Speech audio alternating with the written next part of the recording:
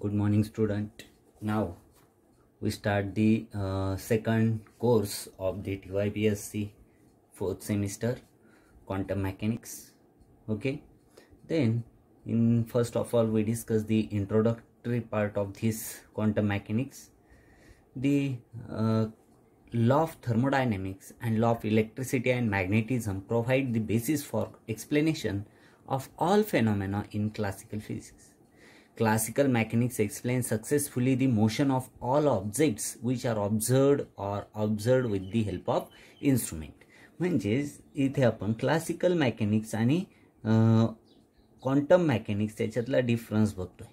Classical mechanics मध्ये काय होतंय का आपण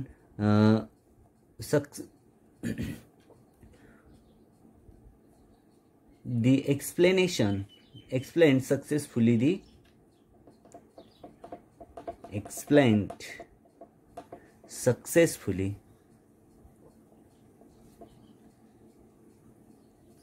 the motion of all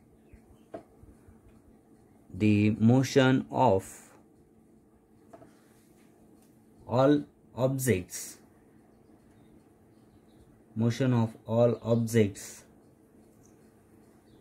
which are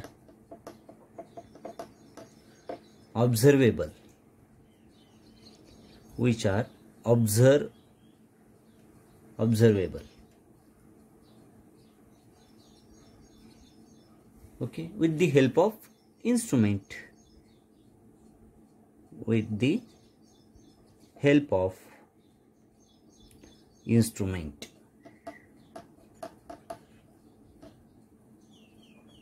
okay.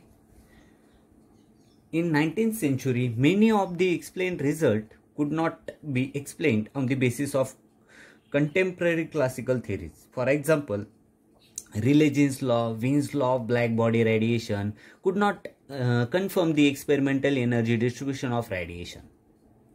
Rayleigh's law agreed only for the long wavelength but failed for the short wavelength, while Wien's law agreed quite well with the experiment result for small wavelength but failed for large wavelength. In order to obtain correct distribution of black body radiation, Max Planck in 1901 introduced a quantum concept, and it eventually led to the conclusion that radiation is not emitted in a continuous fashion but in discrete packets of the energy, each equal to energy hv, where nu is the frequency and h is the constant called as the Planck constant. These packets are called as the photons or quanta. म्हणजे जे आहे relay and jeans जे आहे ते classical mechanics ह्या एक्सपेरिमेंटचे result explain करू शकलेले नाही. त्यावेळेस मग इथे प्लँक्स यांनी 1901 मध्ये क्वांटम कन्सेप्ट जी आहे ती इंट्रोड्यूस केली.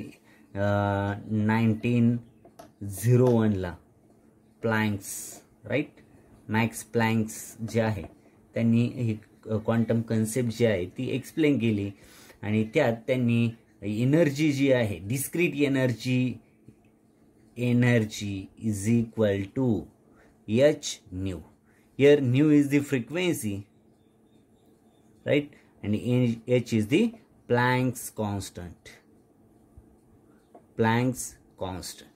right. This is the Planck constant. Then here these packets are called as the photons or quanta, or it called as also quanta, right. Then, using this concept, Planck was able to obtain correct energy distribution of black body radiation. Later, Einstein used this concept to explain specific heat of solid at low temperature and also for the explanation for the photoelectric effect. This theory is called as the quantum theory. त्याच्यानंतर Einstein यांनी ही प्लँकची concept घेऊन जे specific heat of solid जे आहे at low टेम्परेचरला ते explain केलं. त्याच्यानंतर photo electric effect जो आहे तो एक्सप्लेन केला आणि त्या थिअरीला त्यांनी क्वांटम मॅकॅनिक्स असं म्हटलं, right. This is the general introductory part of this quantum mechanics. Then let us brief view of some theories that lead to the foundation of quantum mechanics. या क्वांटम मेकॅनिक्सच्या foundation कोणत्या थिअरीच्या बेसिसवर आहे ते आपण आज इथे बघणार आहोत. ओके, हा क्वांटम मेकॅनिक्स जो आहे तो review of black body radiation या दोन म्हणजे वेगवेगळे जे फाउंडेशन आहे क्वांटम मेकॅनिक्सचं त्यातलं पहिलं फाउंडेशन आहे review of black body radiation. Black body radiations.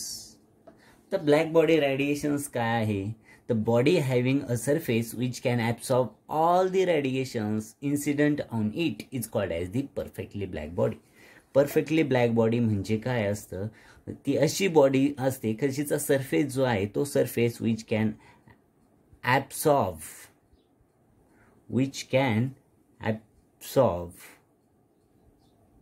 all the radiations.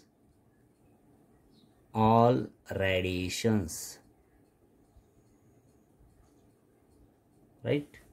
Absorb all radiations incident on it. This is called as the perfectly black body. Its coefficient of absorption is 1 and its coefficient of emission is also 1. A black body emits radiation when it is in thermal contact with the surrounding. केव्हा ती black body radiation emits करते? जेव्हा ती तिचा contact हा thermal contact येतो सराउंडिंगशी त्याच वेळेस. The radiation contain all the wavelength ranging from 0 to infinity. The energy density E lambda against the wavelength for different temperature. Okay, जो कर्व जो आहे हा ब्लॅक बॉडीचा तो इथे एक्सप्लेन केलेला आहे. त्याच्यानंतर सेकंड जे आहे तर review of photo electric effect.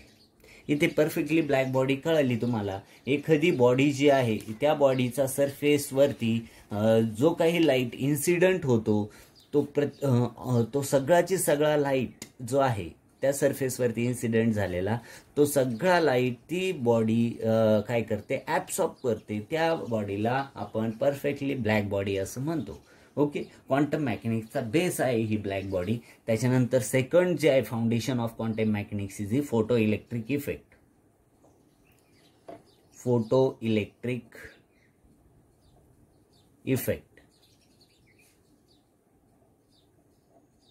Right? It was observed by Lenard that when ultraviolet light was incident upon a metal surface like aluminium, electron are ejected from the surface. The ejection of electron from the metal surface when light is incident on it is called as the photoelectric effect. म्हणजे काय होतं photoelectric effect मध्ये? जर आता ह्यो metal surface आहे याच्यावरती काय होतंय? याच्यावरती लाईट इन्सिडेंट केला, राईट? ह्या मेटल सरफेसवरती suppose this is the metal plate.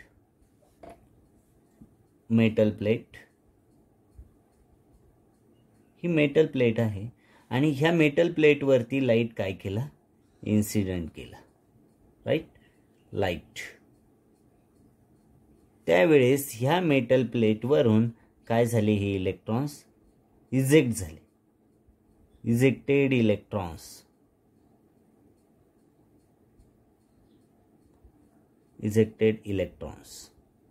Right? म्हणजे एखाद्या मेटल सरफेसवरती लाईट इन्सिडंट केल्यानंतर तो लाईट अल्ट्राव्हायोलेट लाईट जो आहे तो इन्सिडंट केला मेटल सरफेसवरती, लाईक ॲल्युमिनियम असेल. ओके, त्याच्यानंतर ते इलेक्ट्रॉन्स जे आहे ते इजेक्ट होतात त्या सरफेसमधून. ते ejection of electrons from the metal surface when the light is incident on it is called as the photo electric effect. त्याला फोटो इलेक्ट्रिक इफेक्ट म्हणतात. मग त्याचं एक्सपेरिमेंट केले आईन्स्टाईन यांनी. त्याचे काही बरेचसे जे आहे ते ऑब्झर्वेशन्स ते त्यांनी तिथे प्रेडिक्ट केलेले आहे की त्याची जी एनर्जी आहे ती E is equal to H nu. इथे H is the Planck constant आहे आणि न्यू इज दी फ्रिक्वेन्सी आहे. ओके, त्यात वेगवेगळे त्यांनी ऑब्झर्वेशन्स केले की when the frequency of incident radiation or change the energy of photo electrons also change. Second observations आहे the energy of photo electrons is independent of the intensity of incident radiations. Third one आहे त्याच्यानंतर याचे काही म्हणजे three major features of the photoelectric effect that could not explain on the basis of classical wave theory. हे photoelectric effect जो आहे तो classical theory explain करू शकलेली नाही. First काय, one could not expect that as intensity of incident radiation is increased, the energy of the photoelectrons would increases and not their number. The photoelectric effect should occur for any frequency provided that the light of sufficient intensity falls on the surface of ejected electrons. Okay, म्हणजे हे जे आहे हे सगळं त्यात झालेलं आहे. त्यानंतर in order to provide the satisfactory explanation for the Lenard experimental observations, Einstein in 1905 proposed a new revolution theory. According to him, the light that is incident upon the metal surface consists of bundles of energy which called as the photons. जी एनर्जीचा जो bundle आहे त्याला आपण काय म्हणतो, म्हणजे त्याला काय म्हटलं गेलं, फोटॉन्स असं म्हटलं गेलं. आणि हे assume that the energy E of the bundle or photons is related to the frequency nu by the relation E is equal to H nu. This is the energy of that bundle of photons. म्हणजे त्याला bundle of energy जी आहे म्हणजेच त्याला आपण photons म्हणतो, त्या फोटॉनची एनर्जी किती, E is equal to H nu एवढी आहे. म्हणजे हा डिफरन्स आहे का बऱ्याचशा कन्सेप्ट ज्या आहे ज्या जिथे न्यूटन्स लॉ अप्लाय होतो, न्यूटनचे जे लॉ जे आहे ते अप्लाय होतात त्याला आपण क्लासिकल मेकॅनिक्स असं म्हणतो. जे मुवमेंट आहे पार्टिकलचं ते आपण ऑब्झर्व करू शकतोय. ओके, इन्स्ट्रुमेंटच्या साहाय्याने त्याला आपण क्लासिकल मेकॅनिक्स म्हणतो. But we cannot observe the movement of the particles. This is called as in quantum mechanics. Okay, हे जे आहे हे क्वांटम मेकॅनिक्समध्ये हे दोन फाउंडेशन आहे क्वांटम मेकॅनिक्सचे. First one is the black body radiations. ती ब्लॅक बॉडी म्हणजे काय ते पण इथे तुम्हाला कळालं आहे. Black body means black body radiations काय आहे, ब्लॅक बॉडी ही कन्सेप्ट काय आहे, त्याच्यानंतर फोटो इलेक्ट्रिक इफेक्ट काय आहे. या दोन्ही कन्सेप्ट ह्या क्वांटम मेकॅनिक्समध्ये काय आहे इम्पॉर्टंट आहे. त्याच्यानंतर वेव्ह प्रॅक्टिकल ड्युॲलिटी जी आहे ती इथे आपण बघणार आहे. वेव्ह प्रॅक्टिकल ड्युॲलिटी म्हणजे काय, nature of light is enigmatic since the days of Newton's assumed that light to consist of teeny particles called as the corpuscular. आपण बघितलं की जी क्लासिकल थिअरी आहे ती कशी न्यूटन्सनी यांनी कशी डेव्हलप केली, तर पहिले जे पार्टिकल्स आहे त्याला आपण टिनी पार्टिकल्स म्हटलं. ती न्यूटन्स कार्पोस्कुलर थिअरी जी आहे ती डेव्हलप केली. Emitted by the luminous bodies using the theory could explain the phenomena of reflection and refraction. म्हणजे आपण ती जे आहे ते डिटेलमध्ये बघू का क्वांटम मेकॅनिक्स कसं जनरेट झालं. ओके, वेव्ह पार्टिकल ड्युॲलिटी आपण इथे बघतोय. वेव्ह पार्टिकल ड्युॲलिटीमध्ये जे आहे फर्स्ट न्यूटन्स जे आहे न्यूटन्स यांनी कार्पुस्कुलर टायनी पार्टिकल जे आहे टायनी पार्टिकल कन्सिडर केलं लाईटला. ओके, टायनी पार्टिकल, आणि त्या थिअरीला न्यूटन्स कार्पुस्कुलर थिअरी असं म्हटलंय. Corpuscles theory, right. Then imitated by the luminous object. This theory could not explain the phenomena of reflection and refraction. ही corpuscle theory जी आहे, this theory could not explain the reflection and refraction. Reflection and refraction जे आहे ते ही theory could not explain.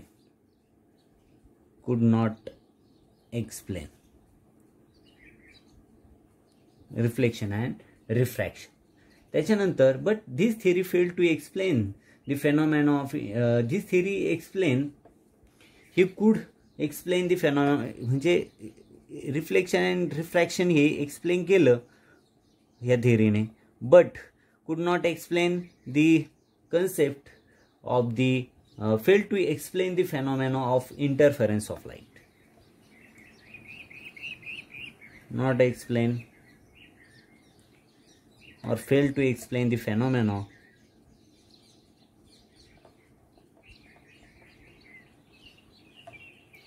of interference. Right. त्याच्यानंतर Huygens, Young's, फ्रेशनेल therefore propose wave theory of light. Huygens यांनी काय केलं नंतर,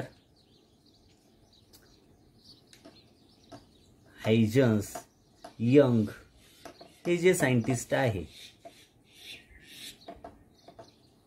यांनी, फ्रेशनेल असेल, Fresnel propose the wave theory of light.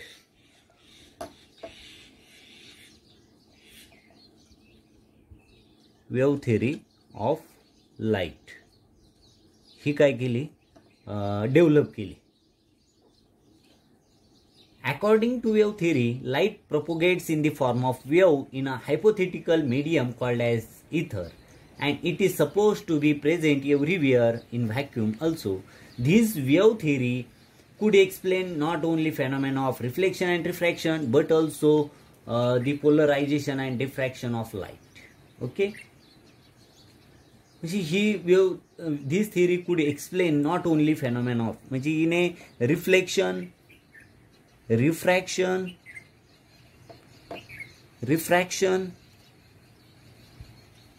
त्याच्यानंतर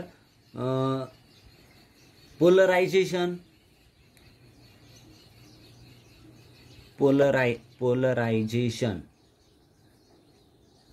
and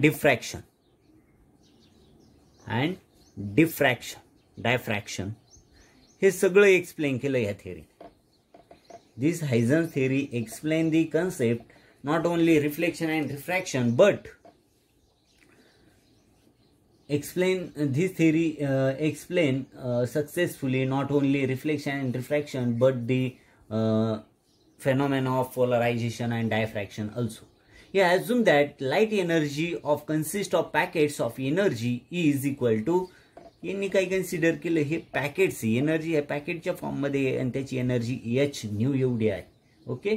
these packets are called as the photon or quanta म्हटलं. आणि in 1923 Compton use a particle nature of electromagnetic radiation to explain the scattering of X-ray by electrons. This effect is called as the Compton effect. त्याला आपण Compton effect असं म्हणतो. Right. The questions arise that what is true nature of light. इथे एक question arise होतो की काहींनी त्याला टिनी पार्टिकल्स म्हटलंय, काहींनी त्याला एनर्जी, बंच ऑफ एनर्जी म्हटलंय, फोटॉन म्हटलंय. म्हणजे मग हे आहे तरी काय, एक क्वेश्चन इथे अराइज होतो की what is the nature of light. Electromagnetic radiation has to be considered wave in some process and as particle in some other process. Both the nature are not observed in one process simultaneously. The process in which path travel by light is considered. The wave nature of light is applied. Example, interference, diffraction. The process in which there is interaction of light with material particle. The particle nature of light is applied. Example, photoelectric effect, Compton scattering. Thus, a dual nature can to be associated with the light. म्हणजेच यावरून लक्षात येते की light has a dual nature. Light is a dual nature. लाईटला काय आहे, dual nature आहे. मग ड्युएल कोणतं, काहींनी त्याला पार्टिकल कन्सिडर केलं, काहींनी त्याला वेव्ह कन्सिडर केलं. ओके. मग पार्टिकल कन्सिडर केलं म्हणजे काही याच्यात the radiation has a dual nature, that is the like, म्हणजे त्याला वेव्ह आणि पार्टिकल असं लाईटला कन्सिडर केलं. म्हणजे लाईटचे लाईटचे दोन नेचर्स समोर आले. काही प्रॅक्टिकल्समध्ये, काही एक्सपेरिमेंटलमध्ये तर लाईट म्हणून यूज केला, तर काही एक्सपेरिमेंटमध्ये त्याच लाईटला वेव्ह म्हणून यूज केला, तर काही एक्सपेरिमेंटमध्ये त्याला पार्टिकल म्हणून यूज केलं. Okay. This is the introductory part of this quantum mechanics. Okay. We briefly study this course in future lectures. Okay. Then this is the introductory part. Then we discuss the matter, waves, particle duality and so on. Okay. Stop here. Thank you very much.